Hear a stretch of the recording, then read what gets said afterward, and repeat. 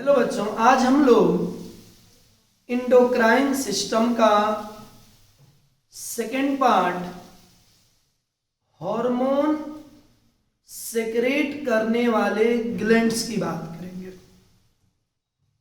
हमारे बॉडी में दो तरह के ग्लैंड्स हैं, एक एक्सोक्राइन ग्लैंड और एक इंडोक्राइन ग्लैंड्स। ये हमारे बॉडी में किसी न किसी तरह के केमिकल्स बनाते हैं। अगर बनाए गए केमिकल का यूज जिस जगह पर होता है उसका टारगेट ऑर्गन वो कहलाता है। जैसे हम ये मारकर, अगर यहां से हम किसी स्टूडेंट को मारना चाहें और जिसको हम मारेंगे वो हमारा क्या होगा, टारगेट ऑर्गन होगा। तो सेम वही चीज, चाहे वो एक्सोक्राइन ग्लैंड्स हो चाहे इंडोक्राइन ग्लैंड्स हो, ये दोनों के द्वारा जो केमिकल्स बनेगा उस केमिकल का एक्शन जिस जगह पर होगा वो उसका टारगेट ऑर्गन होगा। अगर बात करेंगे, अगर हम टारगेट ऑर्गन की, तो जैसे हमारे शरीर में दो ग्लैंड्स हैं, एक एक्सोक्राइन ग्लैंड्स और एक इंडोक्राइन ग्लैंड्स। ये आप देखोगे ये ग्लैंड्स हैं और इस ग्लैंड के द्वारा ये जो केमिकल बन रहा है इस ग्लैंड्स के द्वारा, और इस केमिकल की एक्टिविटी, ये केमिकल बना और ये केमिकल एक डक के रास्ते, ट्यूब के रास्ते निकला और इसका एक्शन जिस जगह पर होगा ना वो उसका टारगेट ऑर्गन होगा। यानी हमारे शरीर में जितने भी एक्सोक्राइन ग्लैंड्स होते हैं वो किसी भी केमिकल्स को बनाएंगे तो अपने केमिकल्स को एक डक के रास्ते रिलीज करेंगे। इसीलिए एक्सोक्राइन ग्लैंड को डकेट ग्लैंड कहते हैं और वो डक यानी ट्यूब उस टारगेट ऑर्गन के ऊपर डायरेक्ट आकर के एक्शन करेगा। जैसे हमारे आंख में टीयर ग्लैंड्स हैं, वो अगर सेक्रेट करेंगे टीयर को तो उनका एक्शन होना आईबॉल के पास, तो वहीं बनाए वहीं सेक्रेट कर दिए एक्सोक्राइन ग्लैंड्स। जैसे आपके बॉडी में स्वेट ग्लैंड, पसीना निकालने वाला ग्लैंड्स, पसीने का एक्शन कहां होना है, स्किन पर, तो ये ग्लैंड्स पाया जाएगा कहां, स्किन पर। ये स्किन के एपिडर्मिस, डर्मिस में एक्चुअली ग्लैंड्स का लोकेशन है और वो डक के रास्ते स्वेट को सेक्रेट किया और उसी जगह पर ला करके क्या कहिएगा, रिलीज कर दिया। म्यूकस, चाहे नाक का म्यूकस हो चाहे आपके एलिमेंट्री केनाल का, नाक में भी बहुत लोग हमेशा भरा हुआ रहता है, वो भी आपका म्यूकस है और वो जो म्यूकस है वो आपका सेक्रेशन एक्सोक्राइन ग्लैंड्स का काम है। हमारे बॉडी के अंदर जूस, जितने भी तरह के जूस बनते हैं सब एक्सोक्राइन का पार्ट्स है। लेकिन याद रखिएगा, इंडोक्राइन ग्लैंड्स एक ऐसे ग्लैंड्स हैं जिनमें क्या होता है, डक नहीं होते हैं। जैसे आप गौर करोगे, ये केमिकल बना रहा है और ये जिस केमिकल को बनाएंगे उसको हार्मोन कहते हैं, और ये जो केमिकल बनाएगा ये केमिकल डायरेक्ट डिफ्यूज करके चले आएगा ब्लड में और ब्लड उस केमिकल को लेके पूरे ब्लड में घूमेगा। जहां उसका टारगेट ऑर्गन होगा उस जगह जाकर के हार्मोन को रिसीव कर लेगा। क्यों? क्योंकि जिस टारगेट ऑर्गन पर उस हार्मोन का काम होगा वहां पर उसका रिसेप्टर होगा, यानी वो रिसीव कर लेगा, रिसीव करके उसके एक्शन को चालू करवा देगा। जैसे आप देखते होंगे, कहीं पर जाइए, आपका जिसके घर में जाना है उनके घर का एड्रेस आप लेके जा रहे हो और एड्रेस लेके गए और वो गेट पर खड़े हैं, वो आपको आके रिसीव कर लिए। घर बहुत लोगों के घर से होके गुजरे थे लेकिन कोई रिसीव नहीं कर रहे थे, जहां पर आपका रिसेप्टर था वही आपको रिसीव कर लिया। यानी कि इसका रिसेप्टर सेल के टारगेट सेल पर होते हैं। ये जब भी केमिकल यानी हार्मोन को बनाएगा, ये हार्मोन डायरेक्ट डिफ्यूज कर देगा ब्लड में।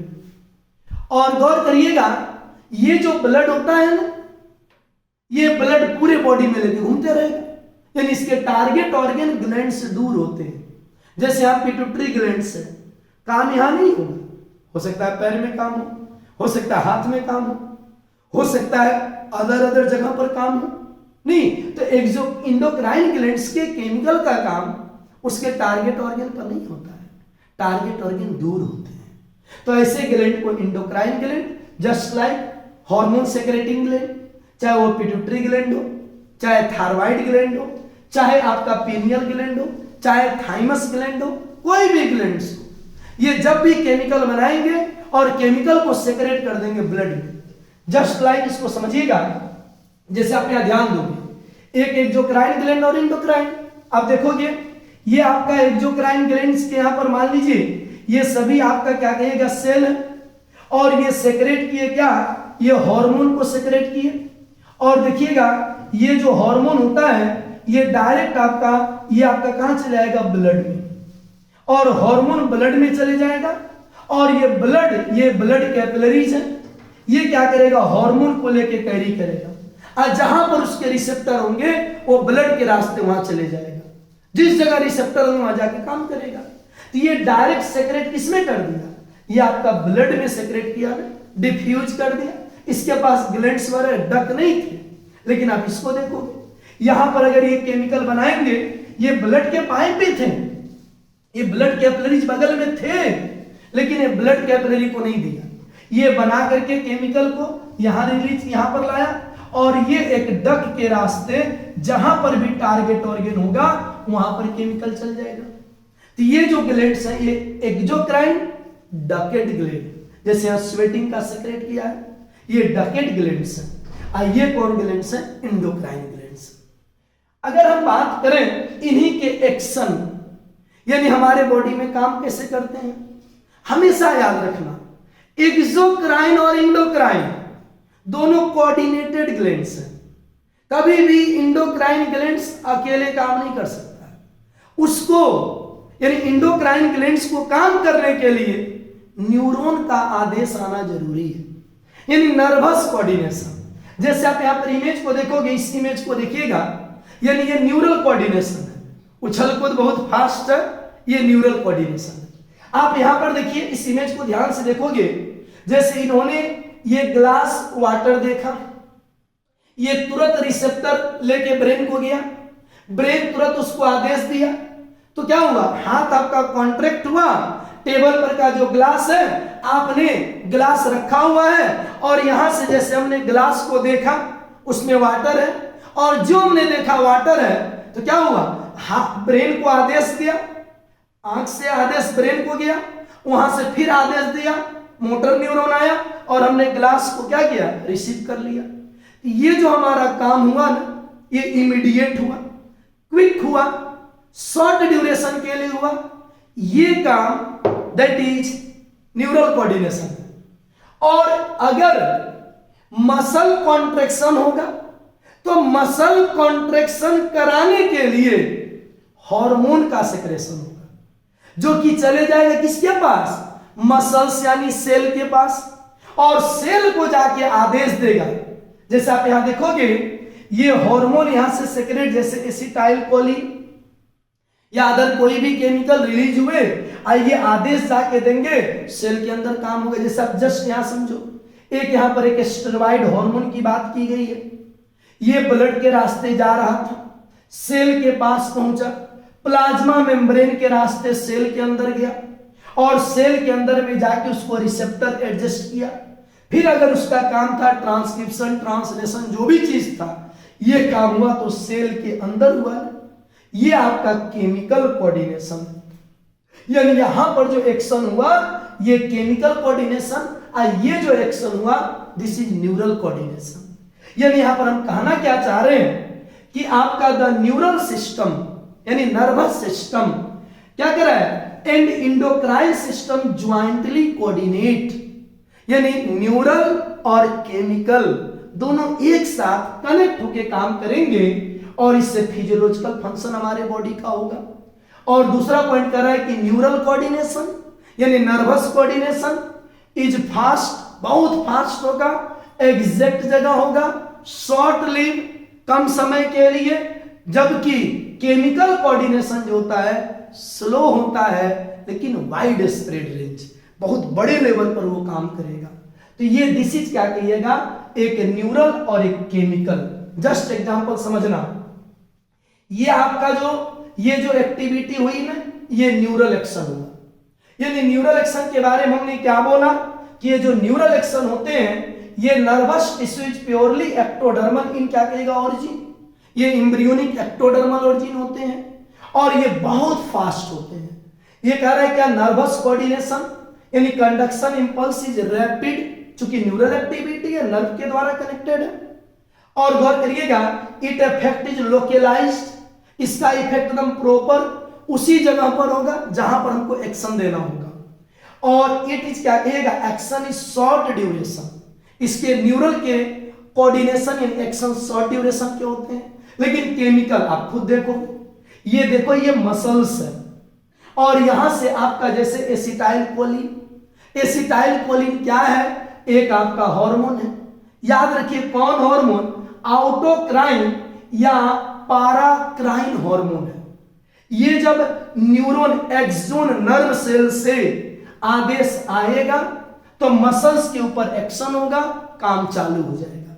लेकिन कब, जब न्यूरॉन आदेश देगा तब। इसीलिए ये दोनों एक दूसरे के साथ कोऑर्डिनेट, लेकिन इनका काम शॉर्ट ड्यूरेशन, इनका काम लॉन्ग ड्यूरेशन। इनका काम शॉर्ट समय के लिए, इनका समय क्या होगा, सेल के पूरे ऊपर होगा। तो एक हार्मोन टिश्यू एपिथेलियल या तो एक्टोडर्मल, मेसोडर्मल, एंडोडर्मल किसी भी ओरिजिन का होगा। दूसरी, हार्मोन कोऑर्डिनेशन स्लो होता है लेकिन इसका इफेक्ट वाइड होता है, लंबे समय तक होता है। नहीं, कागज जला दीजिए, अचानक आग दिया, समझिए न्यूरल एक्टिविटी है। लकड़ी जलाइए, स्लो देगा लेकिन लंबे समय तक देगा। दिस इज कौन, ये दैट इज क्या कहिएगा, केमिकल कोऑर्डिनेशन हो गया आपका। It effect long lasting.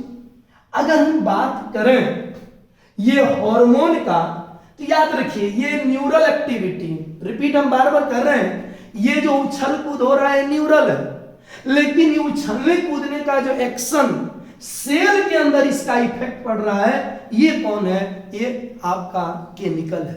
तो ये कह रहा है क्या, all cell of our body are not innervated by nerve fiber. ये जो न्यूरॉन होते हैं सभी सेल के पास तो जा नहीं सकते, किसी जैसे इंडोक्राइन ग्लैंड को आदेश दे दिए।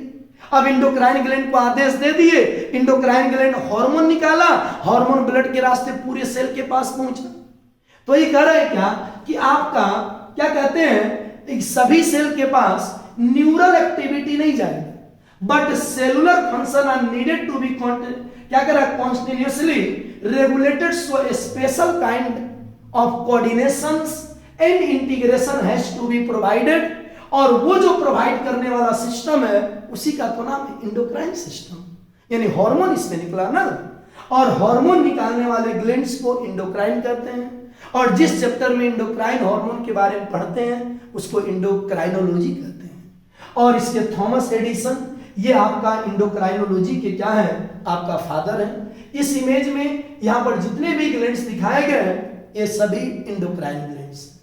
अगर हम बात करेंगे तो इंडोक्राइन और एक्सोक्राइन का एकदम बेसिक लहजे में देखिएगा, यहां पर देखोगे ये सेक्रेट किया, यहां पर हार्मोन सेक्रेट किया, ये सपोज करिए इंडोक्राइन ग्लैंड से, ये सेक्रेट करके केमिकल किसमें दे दिया, ब्लड में। ब्लड लेके जा रहा था किसको, हार्मोन को। यहां पर और भी सेल थे लेकिन इसके पास इसका रिसेप्टर नहीं था, यहां लिखा ना कि not target cell, wrong receptor. दूसरे केमिकल का रिसेप्टर होगा तो ये रिसीव नहीं करेगा, आगे बढ़ेगा, जहां पर इसके रिसेप्टर होंगे रिसीव कर लेगा। तो क्या इस ग्लैंड्स में आपने डक देखा, नहीं है डक ना, ये ग्लैंड्स होता है, ये आपका डकलेस ग्लैंड है। लेकिन इसको देखो आप, यहां पर सेल है, ये केमिकल बनाएगा, केमिकल बना के कहा, ये ल्यूमेन में दिया और डक के रास्ते ये आपका आगे बढ़ा। तो ये कौन ग्लैंड्स होगा, एक्सोक्राइन होगा। तो इंडोक्राइन ग्लैंड्स क्या कहिएगा, एयर सेक्रेशन डायरेक्टली इनटू किसमें, ब्लड्स में, और इसका सेक्रेशन क्या कहिए, डकलेस होने के कारण, क्या ये आपका डकलेस ग्लैंड है। जबकि आपका the gland duct called exocrine which secrete enzyme, enzyme नहीं अदर देन हार्मोन, कुछ भी निकाल दे सब एक्सोक्राइन, और इंडोक्राइन ग्लैंड हार्मोन। तो हार्मोन क्या है भाई, हार्मोन एक केमिकल्स है, क्या कहिएगा, ये ग्रीक वर्ड हार्मिन शब्द से आया, नहीं जिसका मतलब होता है एक्साइट, एक्टिविटी के, याद रखिए एक्टिविटी को फास्ट कर दे, एनर्जी नहीं देगा, हार्मोन कभी एनर्जी नहीं देता, बस वर्क करने के रेट को फास्ट कर देता है, एक्साइट कर देता है। हमारे बॉडी में बात करेंगे तो दो तरह के ग्लैंड्स होते हैं इन इंडोक्राइन ग्लैंड्स, एक ऑर्गेनाइज्ड और एक होते हैं नॉन ऑर्गेनाइज्ड।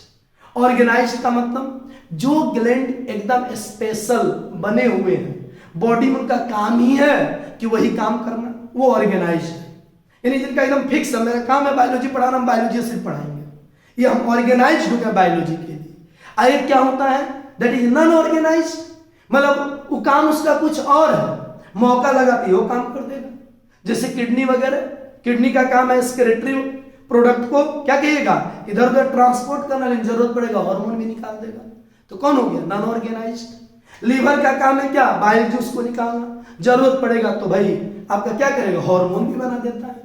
हमारा जीआईटी क्या है, काम है डाइजेशन का, लेकिन जरूरत पड़ेगा तो हार्मोन भी बना देगा, नॉन ऑर्गेनाइज्ड हो जाएगा।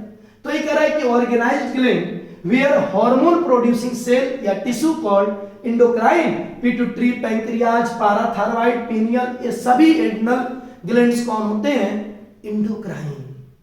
और नॉन ऑर्गेनाइज्ड में जो सेल प्रोड्यूसिंग होंगे, कहीं कहीं लोकेटेड होंगे, उसको नॉन ऑर्गेनाइज्ड। जैसे हार्ट में, हार्ट की बात करिएगा तो हार्ट के केस में आपका जो आर्टरिया होता है, यहां से आर्टेरियल क्या कहिएगा, नेट्रिटिक पेप्टाइड का सेक्रेशन, ये भी जैसे ये सब इंडोक्राइन है, थाइमस इंडोक्राइन, लेकिन स्टमक जैसे गैस्ट्रिन, ये सब हार्मोन हिस्टामिन को सेक्रेट कर दिया, ये कौन हो गया, नॉन ऑर्गेनाइज्ड हो गया।